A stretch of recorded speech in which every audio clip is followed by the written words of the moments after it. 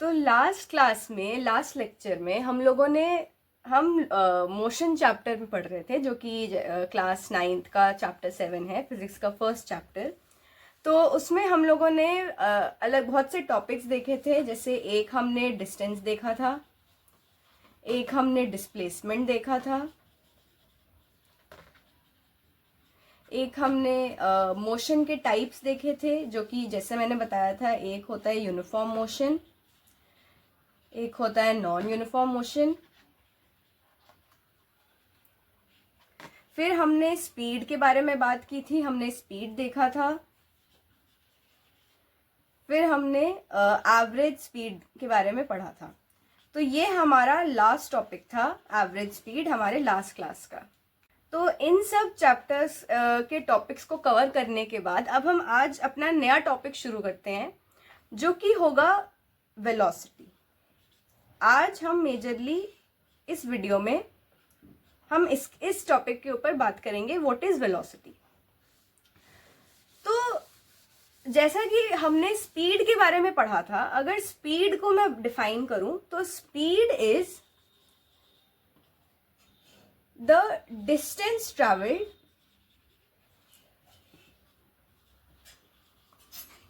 Upon the time taken, कि हमें कितना टाइम लगा उस डिस्टेंस को कवर करने में। तो ये हमारी स्पीड होती है। वही हमने एवरेज स्पीड देखा था, जो कि ये स्पीड हम यूनिफॉर्म मोशन के केस में डिफाइन करते हैं, और एवरेज स्पीड को हम नॉन यूनिफॉर्म मोशन के केस में डिफाइन करते हैं, जहां पे जितना डिस्टेंस हमने ट्रैवल किया है सेम अमाउंट ऑफ टाइम में वो अलग अलग होता है। तो उस केस में हम एवरेज स्पीड की हेल्प लेते हैं, और वहां पे हम यूज करते हैं टोटल डिस्टेंस ट्रैवल्ड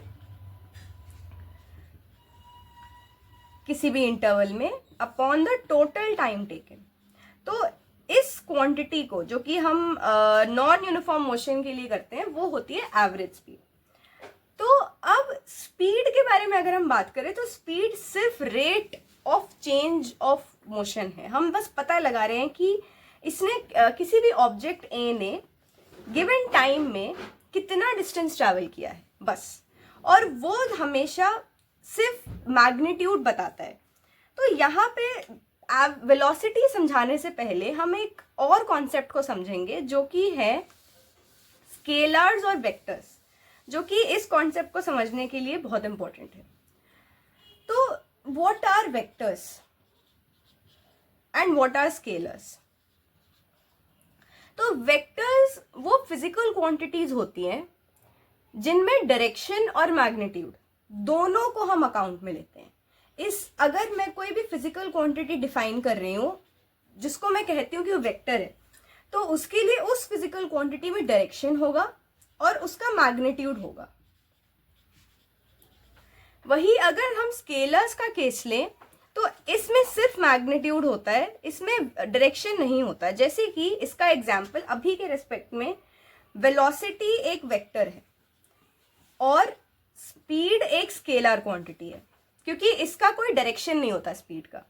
वो सिर्फ हमें एक मैग्नीट्यूड का आइडिया देता है कि अगर आप मूव कर रहे हो तो आपका रेट ऑफ चेंज क्या है। जैसे कि अगर मैं कल का एग्जाम्पल लूँ, पिछली वीडियो का एग्जाम्पल लूँ, तो अगर लेट्स से मैं 9 बजे निकली और मुझे 9:30 तक मैं स्कूल पहुंची और मैंने 20 किलोमीटर्स ट्रैवल किया।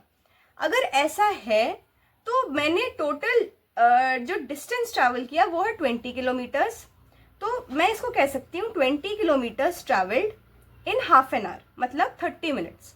तो अगर मैं इसकी स्पीड निकालूंगी तो होगा डिस्टेंस इज 20 अपॉन 30 मिनट्स। तो ये हमारा बनेगा 20 किलोमीटर बाय 30 मिनट्स। ये हमारी स्पीड है। हाँ, ये डेफिनेटली स्टैंडर्ड एसआई यूनिट में नहीं लिखा है, लेकिन ये सब समझाने के लिए कि ये हमारी स्पीड है। इसमें हमने डायरेक्शन की कोई बात नहीं किया, हमने सिर्फ मैग्नीट्यूड बताया कि ये हमारी स्पीड है। लेकिन अगर मैं डायरेक्शन की बात भी करती हूँ तो उस केस में हम वेलोसिटी, एक जो वेक्टर टर्म है, इसको डिफाइन करेंगे। तो वेलोसिटी को अगर मैं समझाऊं सिंपल भाषा में, तो velocity is just speed with direction. तो जब हम डायरेक्शन को भी अकाउंट में लेते हैं तो वो स्पीड वेलोसिटी बन जाती है। तो ये बेसिक आइडिया है वेलोसिटी क्या होती है। तो वेलोसिटी आप पहला वेक्टर टर्म पढ़ रहे हो, ऐसे अभी अपकमिंग चैप्टर्स में हम ऐसे और भी वेक्टर टर्म्स पढ़ेंगे जहां पे सब में मैग्नीट्यूड के साथ साथ एक ये डायरेक्शन क्वांटिटी भी डिफाइंड होगी। तो ये एक फर्स्ट आपने वेक्टर टर्म पढ़ा। तो अगर मैं आगे कंटिन्यू करूं, जैसे कि हमने देखा था हमारा जो मोशन है वो यूनिफॉर्म भी हो सकता है, नॉन यूनिफॉर्म भी हो सकता है, वैसे ही हमारा जो वेलोसिटी है, वेलोसिटी भी यूनिफॉर्म भी हो सकती है और नॉन यूनिफॉर्म भी हो सकती है। तो इस केस को बेहतर समझने के लिए अगर मैं कहूं वेलोसिटी, इसके भी फिर से दो टाइप्स हैं, एक होती है यूनिफॉर्म वेलोसिटी और एक होती है non uniform velocity. Non uniform velocity या फिर कह सकते हैं वेरिएबल वेलोसिटी या फिर वेरिएबल वेलोसिटी।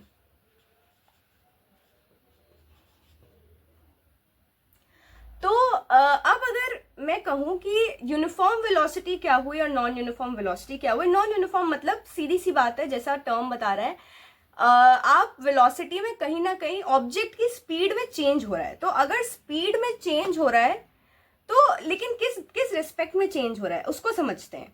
तो अगर मैं नॉन यूनिफॉर्म वेलोसिटी को समझाऊं,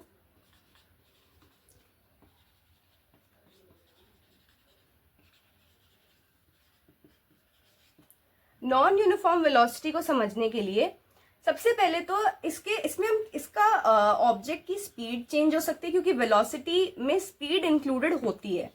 अगर डायरेक्शन टर्म और लग जाता है लेकिन स्पीड इसमें है। तो अगर मैं उसकी स्पीड चेंज कर रही हूं, अगर मैं उसका डायरेक्शन चेंज कर रही हूं,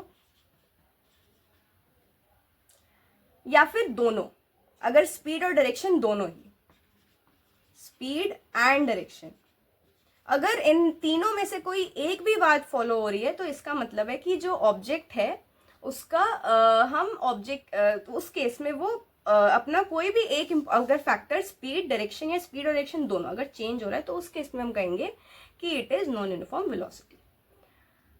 तो अब इस केस में अगला हमारा टॉपिक आता है, अगर मान लो कोई ऑब्जेक्ट है, अगर वो एक स्ट्रेट लाइन में मूव कर रहा है, जैसे कि हमने कल 1D मोशन की बात की थी, अगर एक स्ट्रेट लाइन में ऑब्जेक्ट का मोशन है लेकिन अलग अलग स्पीड में, वेरिएबल स्पीड वो हमने अभी समझा कि अगर उसकी स्पीड इज नॉट कांस्टेंट, कि जैसे कल वाला एग्जांपल है, मान लो 10 मिनट में उसने 5 किलोमीटर की दूरी तय की, अगले 10 मिनट में उसने 10 किलोमीटर की दूरी तय की, अगले 10 मिनट में उसने 15 किलोमीटर की दूरी तय की। अगर ऐसा है तो उसकी जो स्पीड है वो भी वेरिएबल है, कांस्टेंट नहीं है। तो इस केस में अगर हम रेट ऑफ मोशन डिफाइन करेंगे तो यहाँ पे हम इसमें एवरेज वेलोसिटी का टर्म लाएंगे, जैसे कि हमने एवरेज स्पीड पढ़ा था वैसे ही एवरेज वेलोसिटी का कॉन्सेप्ट आएगा यहाँ पे। और इस केस में भी हम इसको ऐसे ही कैलकुलेट करेंगे जैसे हमने कल एवरेज स्पीड कैलकुलेट किया था। तो अगर वेलोसिटी ऑफ द ऑब्जेक्ट, अगर मान ले हम कि अगर वो चेंज हो रहा है तो एवरेज वेलोसिटी, अगर एवरेज वेलोसिटी की बात की जाए तो इसको हम डिफाइन करेंगे हमारा अगर मान लो कोई किसी ऑब्जेक्ट ने, लेट्स से कोई कार है, उसने अपना मोशन स्टार्ट किया, मोशन जब स्टार्ट किया तो उसका इनिशियल वेलोसिटी था u, हम मान लेते हैं उसका इनिशियल वेलोसिटी u था, और उसने सर्टेन डिस्टेंस ट्रैवल किया d, और इस पॉइंट पे आके वो रुक गया, और यहाँ पे उसकी जो फाइनल वेलोसिटी वो है v। तो इस मोशन में उसका start point from velocity u to velocity v, जितना जो भी उसकी अपनी जर्नी खत्म करने के टाइम पे वेलोसिटी थी और जितना उसने डिस्टेंस ट्रैवल किया वो d है। इस केस में अगर मुझे एवरेज वेलोसिटी निकालनी है तो एवरेज वेलोसिटी मैं निकालूंगी इन दोनों के एरिथमेटिक मीन से, जो कि होगा इनिशियल वेलोसिटी, मतलब जब उसने अपनी जर्नी शुरू की तो उसकी वेलोसिटी क्या थी, प्लस उसकी फाइनल वेलोसिटी जब उसकी जर्नी खत्म हुई तब उसकी वेलोसिटी क्या थी, बाय 2। जैसे कि हम एक मैथ में सबने मीन पढ़ा है, तो जिस तरह से हम नॉर्मल मीन निकालते हैं हम वैसे ही इसको निकालेंगे। तो अगर मैं एवरेज वेलोसिटी को v एवरेज से डिनोट करूं और हमारी इनिशियल वेलोसिटी है u और हमारी फाइनल वेलोसिटी है v, तो हमारा एवरेज वेलोसिटी का ये फॉर्मूला बनता है जो कि है v average which is the arithmetic mean of initial velocity plus final velocity bye 2, जिस केस में हमारी इनिशियल वेलोसिटी u है, फाइनल वेलोसिटी v है, तो ये हमारा डिनोशन हो गया। तो इस तरह से हम एवरेज वेलोसिटी के टर्म को डिफाइन करते हैं और उसका फॉर्मूला निकालते हैं। अब इसमें अगर हम बात करें कि इसकी यूनिट्स क्या होती है, जैसे कल हमने स्पीड की यूनिट्स की बात की थी, अलग अलग यूनिट्स देखे थे, वैसे ही अगर मैं वेलोसिटी की यूनिट्स की बात करूं तो वेलोसिटी की यूनिट्स भी वैसी ही होती है जैसे स्पीड की, उनकी यूनिट सेम होती है। तो अगर मैं वेलोसिटी की यूनिट्स अगर हम डिस्कस करें, सबसे पहले हम एसआई यूनिट की बात करेंगे। एसआई यूनिट जैसे स्पीड का मीटर पर सेकंड है, वैसे ही वेलोसिटी का भी मीटर पर सेकंड ही होता है, जिसको हम ऐसे भी डिनोट कर सकते हैं। और इसके बाकी भी अलग अलग यूनिट्स होते हैं जो हमने पढ़े थे कल, जैसे कि सेंटीमीटर पर सेकंड या फिर किलोमीटर पर आवर। ये हमारे और भी यूनिट्स हैं, लेकिन ये हमारा स्टैंडर्ड एसआई यूनिट है जो कि वेलोसिटी का भी है और स्पीड का भी है। तो इसके साथ हमारा ये जो थ्योरी पार्ट है मोस्टली खत्म होता है।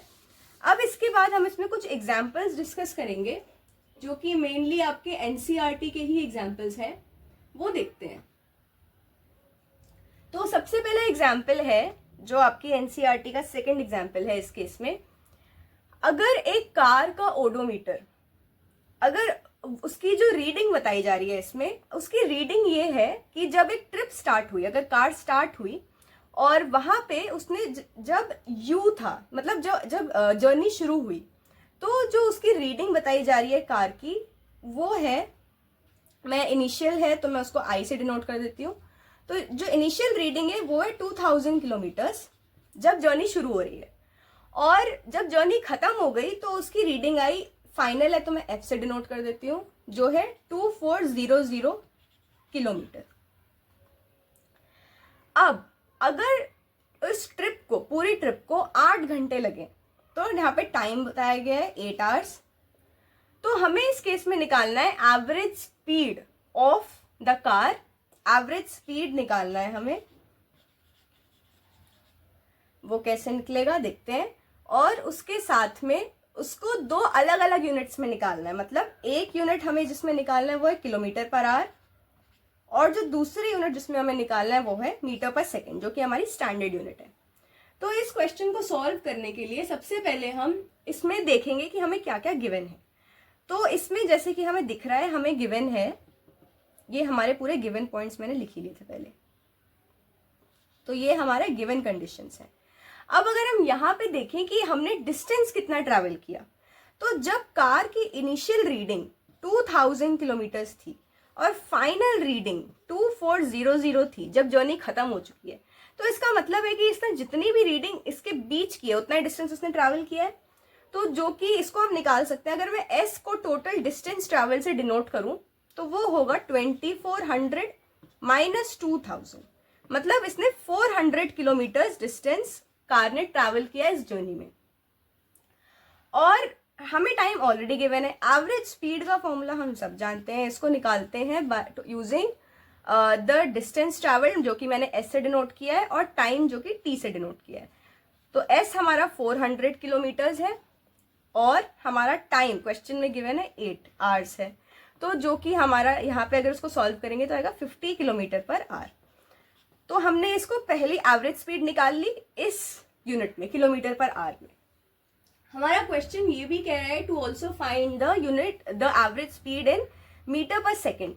मीटर पर सेकेंड में कन्वर्ट करने के लिए, जैसे हमने कल भी देखा था, मीटर पर सेकेंड को कन्वर्ट करने के लिए हमारा 50 किलोमीटर पर आवर, किलोमीटर और आवर को मीटर और सेकेंड में कन्वर्ट करेंगे। उसके लिए किलोमीटर में हम समझाते हैं 1 किलोमीटर इज इक्वल टू 1000 मीटर्स, और आर के लिए हम इसको क्योंकि सेकंड में कन्वर्ट करना है तो 60 मिनट्स इंटू 60 सेकेंड्स। तो ये हमारा टोटल एक्सप्रेशन हुआ। इसको सॉल्व करेंगे तो हमारा आंसर आएगा 13.9 मीटर पर सेकेंड। तो average speed of the car दो यूनिट्स में निकल गई, पहली यूनिट और दूसरी। तो अगर हम इसका फाइनल स्टेटमेंट लिखें तो average speed of car in kilometre per our में हमारी वैल्यू है 50 किलोमीटर पर आवर और इन मीटर पर सेकेंड में हमारी वैल्यू है 13.9 मीटर पर सेकेंड। तो इससे ये हमारा क्वेश्चन सॉल्व हो गया। इसी के ऊपर अगला क्वेश्चन देखते हैं, ये भी आपके एनसीईआरटी से ही है।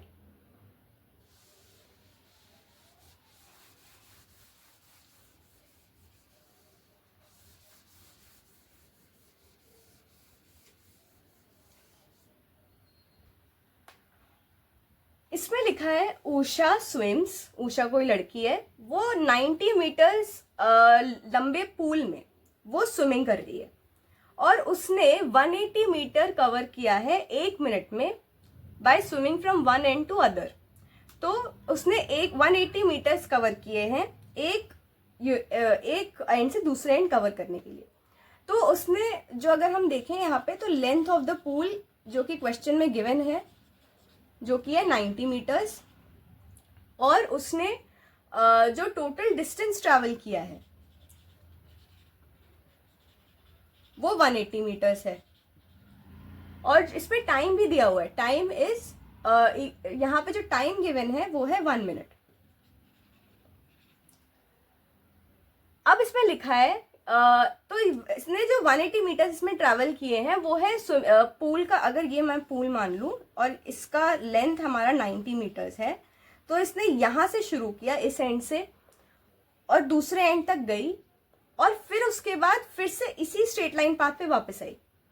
तो इसका पहले इस डायरेक्शन में गई और फिर वापस इसी पे आई। तो अगर हमारा लेंथ 90 मीटर्स है तो यहाँ से यहाँ तक जाने का 90 और वापस आने का फिर से 90। तो टोटल डिस्टेंस इसने 90 प्लस 90 ऐसे इसने 180 मीटर्स टोटल इसने ट्रैवल किए हैं।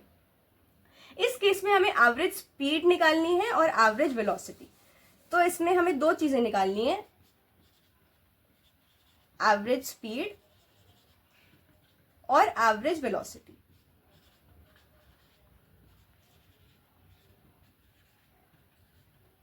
तो इस क्वेश्चन को सॉल्व करने के लिए अगर हम सबसे पहले देखें जो जो हमें गिवन है, हमें गिवन है पूल का लेंथ, उसने टोटल कितना डिस्टेंस ट्रैवल किया, कितने टाइम में किया और हमें निकालना है एवरेज स्पीड निकालनी है और एवरेज वेलोसिटी निकालनी है।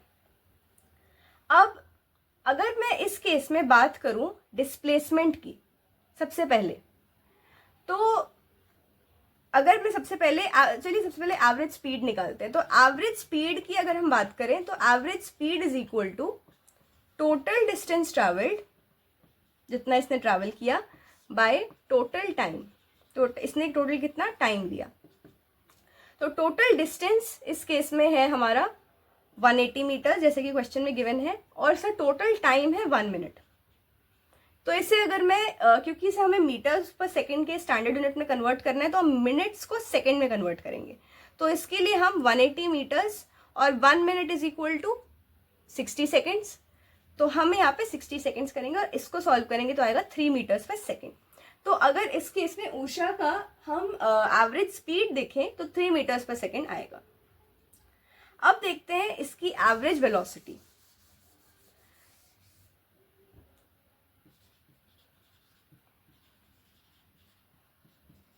तो एवरेज वेलोसिटी का जैसे हम सब जानते हैं, हमने पिछली क्लास में डिस्प्लेसमेंट की बात की थी। डिस्प्लेसमेंट अगर उसका इनिशियल और फाइनल पोजीशन अगर आपका सेम है तो उस केस में क्या कहते हैं कि डिस्प्लेसमेंट इज इक्वल टू 0, जो कि हम कल नंबर लाइन से समझ रहे थे। अगर ये मेरा एक्स एक्सिस है और ये मेरा ओ है, ए बी सी अगर 3 पॉइंट्स हैं, अगर मैं ओ से सी पे जाऊं और सी से वापस आऊं तो इस केस में मेरी इनिशियल पोजीशन भी यही है और फाइनल पोजीशन भी यही है। तो इस केस में मेरा डिस्प्लेसमेंट विल बी 0। तो अगर हम एवरेज वेलोसिटी हमें ढूंढना है तो एवरेज वेलोसिटी, क्योंकि वेलोसिटी एक वेक्टर टर्म है जिसमें डायरेक्शन भी आता है, और इस केस में अगर हम देखें तो डिस्प्लेसमेंट भी एक वेक्टर टर्म है जिसमें डिस्प्लेसमेंट को हम डायरेक्शन के साथ भी डिनोट करते हैं कि आप सीधे सबसे पहले राइट गए और फिर वहां से वापस आए। तो यहाँ पे हम डायरेक्शन को एसोसिएट कर रहे हैं। तो इस केस में हमारा डिस्प्लेसमेंट 0 होगा। तो डिस्प्लेसमेंट और वेलोसिटी दोनों ही वेक्टर टर्म्स हैं। तो वेलोसिटी को अगर हम डिफाइन करेंगे तो वो करेंगे displacement of the object in a given time upon the total time जो कि लिया गया। तो क्योंकि इस केस में हमने देखा कि जो उषा थी वो अपने पूल में जब वो स्विम कर रही थी तो उसने पूल के एक कॉर्नर से, एक एंड से स्टार्ट किया, वो पूल के एंड तक गई और फिर वापस आ गई। तो इस केस में उसके जो इनिशियल पॉइंट और जो फाइनल पॉइंट है दोनों सेम है, तो उसका डिस्प्लेसमेंट 0 है और टोटल टाइम तो जैसे हमने देखा था 60 सेकेंड्स है, विच इज 1 मिनट। तो इस केस में आंसर आएगा 0 मीटर्स पर सेकेंड। तो फॉर अ राउंड ट्रिप मतलब आप जिस पॉइंट से शुरू कर रहे हो अगर वहीं पे आ जाओ तो उस केस में आपका डिस्प्लेसमेंट और वेलोसिटी दोनों 0 होगा।